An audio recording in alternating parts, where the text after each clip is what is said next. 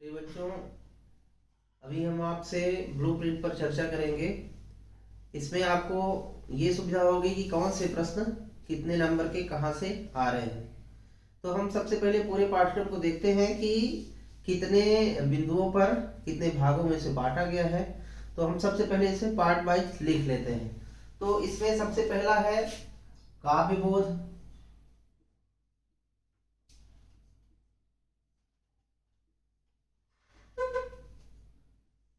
काव्यखंड। काव्यखंड के बाद हम दूसरा भाग जो है इसी से जुड़ा हुआ जो भाग है उसे हम काव्यबोध कहेंगे।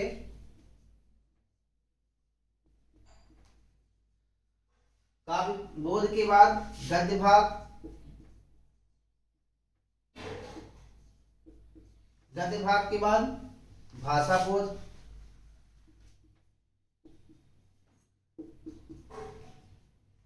भाषा बोध के बाद हम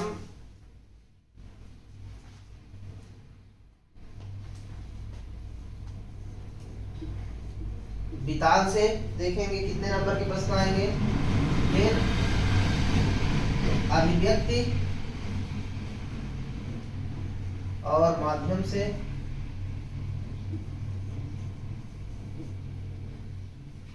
इसके बाद अपठित गद्यांश पद्यांश से,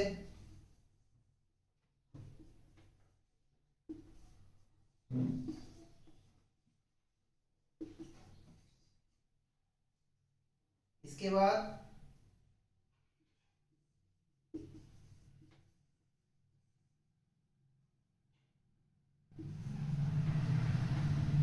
पत्र लेखन और पत्र लेखन के बाद निबंध लेखन।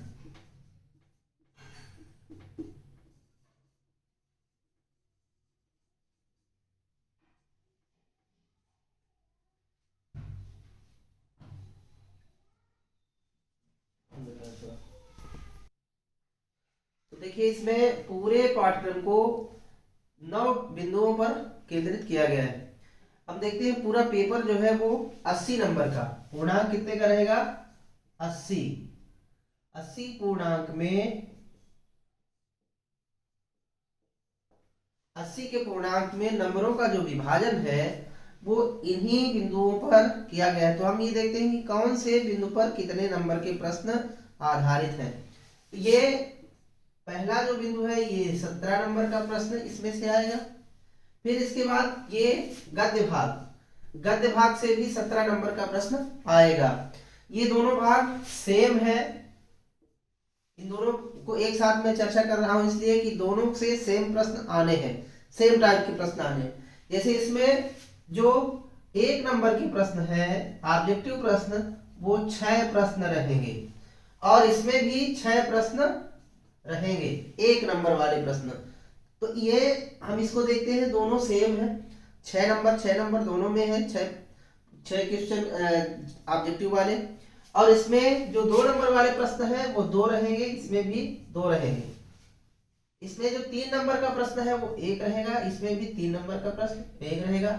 4 नंबर का प्रश्न 1 रहेगा और इसमें भी 4 नंबर का प्रश्न 1 रहेगा। इस तरह से दोनों का सेम पैटर्न पे नंबर का विभाजन किया गया है और सेम प्रश्न भी आएंगे, सेम टाइप के प्रश्न। जैसे इसमें जो है जो 2 नंबर के प्रश्न है वो 3 नंबर का प्रश्न है, उसमें कवि परिचय आएगा और 4 नंबर के प्रश्न में व्याख्या आएगी।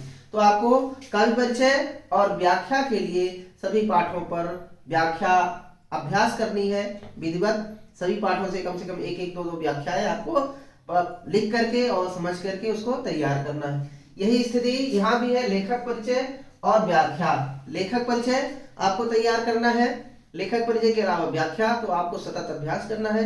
व्याख्या के लिए 4 नंबर और 3 नंबर के प्रश्न आप इन्हीं बिंदुओं पर आधारित रहेंगे, इन्हीं को आपको तैयार करना है। इसके अतिरिक्त आपको यहाँ से अन्य बड़े प्रश्न कोई तैयार नहीं करना है।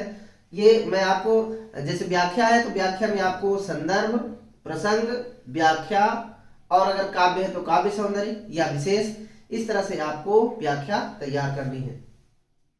जो काव्य बोध है तो काव्य बोध में आपको 9 नंबर के प्रश्न आएंगे। 9 नंबर में 5 नंबर का प्रश्न ऑब्जेक्टिव रहेगा और 2 नंबर के 2 प्रश्न रहेंगे। तो ये 5 और 2 नंबर के 2, तो ये 5 2 7। तो 5 नंबर के 5 प्रश्न एक रहेंगे 1 नंबर के, और 2 प्रश्न 4 नंबर के रहेंगे, 2 प्रश्न के 2 नंबर के, तो ये 4 नंबर का हो जाएगा। तो 5 4 9 नंबर का ये प्रश्न आपको यहाँ से मिल जाएगा।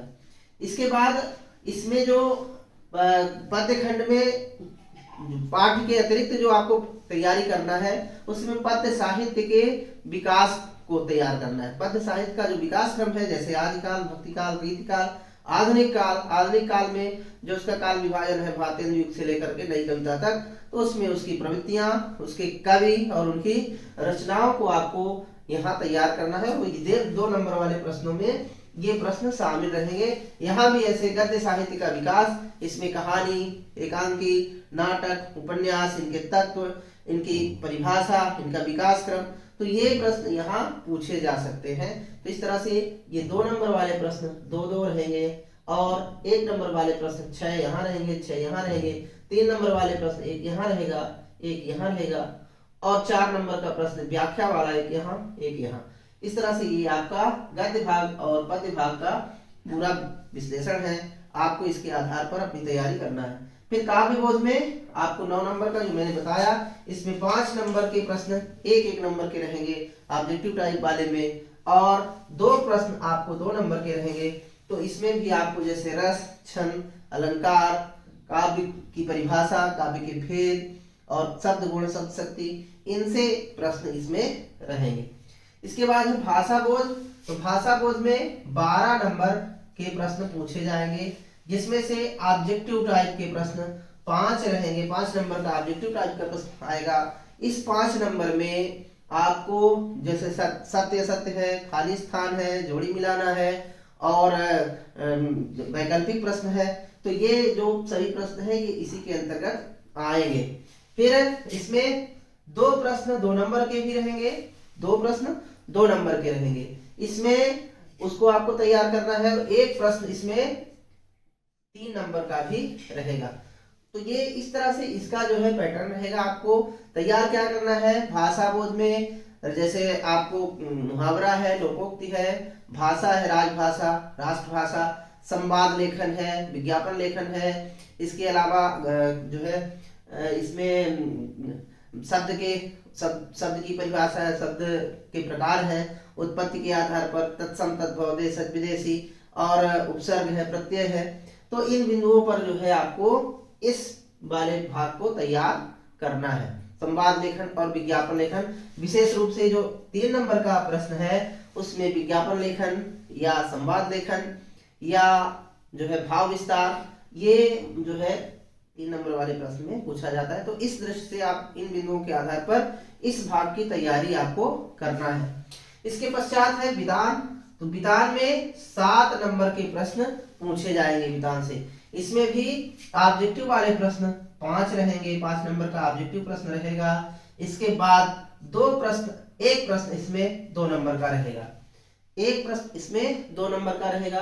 तो 5 नंबर, और ये 1 प्रश्न 2 नंबर का, तो 5 और 2 7। तो इसके अंतर्गत से भी आपको देखना है पाठ के लेखक का नाम, इस तरह से इसमें आ जाता है। पाठ के अंदर से कुछ पूछ लिया जाता है। तो ये 5 प्रश्न जो है 1 नंबर के, इस तरह से विधान से तैयार करना है आपको। इसके बाद अभिव्यक्ति और माध्यम। तो इसमें भी 7 नंबर के प्रश्न पूछे जाएंगे, जिसमें से 5 ऑब्जेक्टिव रहेंगे, 5 ऑब्जेक्टिव प्रश्न, और एक प्रश्न इसमें आपको 2 नंबर का रहेगा। तो इसमें जैसे पत्रकारिता है, पत्रकारिता के प्रकार हैं, पत्रकारिता में और क्या चीजें हैं, जनसंचार माध्यम है, समाचार के तत्व हैं, समाचार लेखन के प्रकार हैं, और समाचार लेखन में ककार कितने होते हैं, समाचार में जो है उल्टा पिरामिड क्या है। तो ये इस भाग से आपको समाचार पत्र जो है, समाचार माध्यम जो है, पत्रकारिता के प्रकार, ये सब चीजें यहाँ से आपको तैयार करनी है। और ये कुल मिलाकर के 7 नंबर में 5 ऑब्जेक्टिव और 1 प्रश्न 2 नंबर का रहेगा। इसके उपरांत आपको यहाँ जो ये भाग है अपठित गद्यांश और अपठित पद्यांश का, इसमें से आपको 1 प्रश्न पूछा जाएगा, वो अपठित गद्यांश या अपठित पद्यांश, वो 3 नंबर का रहेगा। यहाँ पे 3 नंबर का प्रश्न रहेगा और वो 3 नंबर में चाहे वो अपठित गद्यांश अथवा अपठित पद्यांश में रहेगा। या तो आप गद्यांश का लिखेंगे या तो पद्यांश का। तो आप उसको उस पैराग्राफ को पढ़ के और उसके उत्तर उसके अंतर्गत से लिख सकते हैं। इसके बाद है पत्र लेखन। पत्र लेखन ये जो है 4 नंबर का प्रश्न रहता है। एक प्रश्न इसमें औपचारिक और अनौपचारिक दोनों प्रकार के पत्र पूछे जाते हैं अथवा रहता है उसमें। आप कोई भी एक जो आप तैयार किए हों आप उसमें से 5, 7, 8 जो है पत्र तैयार कर लें, कुछ औपचारिक और कुछ अनौपचारिक। तो उसमें ज़्यादा कठिनाई नहीं रहती। आप पहले से ही आरंभिक कक्षाओं से ही पत्र लिखने का अभ्यास करते हैं तो ये आपसे बन जाना चाहिए, सरल रहेगा। तो आप इसको देख लें, अभ्यास कर लें। इसके बाद है निबंध लेखन। तो निबंध लेखन भी 4 नंबर का एक प्रश्न रहेगा। तो ये आपको किसी भी तात्कालिक विषय पर, जैसे कोविड पर है, जैसे जो है विज्ञान पर है, जैसे अनुशासन पर है, जैसे विद्यार्थियों के जो है भविष्य पर है, जैसे विद्यालय पर है, इस तरह से जो तात्कालिक विषय है, प्रदूषण की समस्या है, नारी समाज में नारी का स्थान है, तो ऐसे कुछ जो महत्वपूर्ण बिंदु हैं उन बिंदुओं पर आप इसको निबंध लेखन को तैयार करें। तो इस तरह से हम ये देखते हैं कि ये जो पूरा भाग है, पूरे भाग को 9 भागों में बांटा गया है। 9 बिंदुओं के आधार पर आपको पूरे प्रश्न पत्र की तैयारी करना है, जिसमें से 80 का पूर्णांक रहेगा। 80 में 17 नंबर यहाँ से, 17 नंबर यहाँ से, और काव्य बोध में 9 नंबर, और भाषा बोध में 12, वितान में 7, अभिव्यक्ति और माध्यम में 7, अपठित गद्यांश पद्यांश में 3 नंबर, पत्र लेखन में जो है 4 नंबर और निबंध लेखन में 4 नंबर। कुल मिलाकर के ये नंबर की दृष्टि से विभाजन है इसका, और प्रश्नों की दृष्टि से ये 23 प्रश्न कुल मिलाकर के पूरे प्रश्न पत्र में शामिल रहते हैं, जिसमें से शुरू के 5 प्रश्न ऑब्जेक्टिव टाइप के रहेंगे और उसमें छोटे छोटे 32 प्रश्न रहेंगे। 32 नंबर का वो आएगा। और उसके बाद जो है जो 2 नंबर के प्रश्न रहेंगे वो 10 प्रश्न शामिल रहेंगे, यानी नंबर 6 से लेकर के और प्रश्न क्रमांक 15 तक का जो प्रश्न रहेगा वो 2 नंबर का रहेगा और उसमें 20 नंबर के प्रश्न शामिल रहेंगे। इसके बाद जो है प्रश्न नंबर 16, 17 और 18, 19 ये 4 प्रश्न 3 नंबर के रहेंगे। इन 4 प्रश्नों में से 2 प्रश्न कवि परिचय और लेखक परिचय का, और 1 प्रश्न अपठित गद्यांश पद्यांश का, और 1 प्रश्न उसमें से कोई भी भाषा बोध के अंतर्गत से, चाहे संवाद लेखन हो, भाव विस्तार हो, या जो है विज्ञापन लेखन हो, इसमें से संबंधित कोई प्रश्न पूछा जाएगा। और फिर जो 4 नंबर के प्रश्न है उसमें 2 व्याख्या, एक गद्य की, एक पद्य की, और 1 पत्र और 1 निबंध। इस तरह से आपको 23 प्रश्न कुल मिलाकर के प्रश्न पत्र में आने हैं, और उन्हीं के आधार पर और इस विषय वस्तु के आधार पर आपको प्रश्नों की तैयारी करना है, उत्तर की तैयारी करना है, और अपने पेपर को अच्छे से देना है। वो आप बेहतर से बेहतर अंक लाएं उसमें, ऐसी कोशिश करिए। ऐसे प्रश्नों को आप छांट करके और उसकी तैयारी करिए। धन्यवाद। उम्मीद है कि ये आपके लिए उपयोगी होगा। आप कमेंट बॉक्स में इसकी जानकारी हमें दें। धन्यवाद।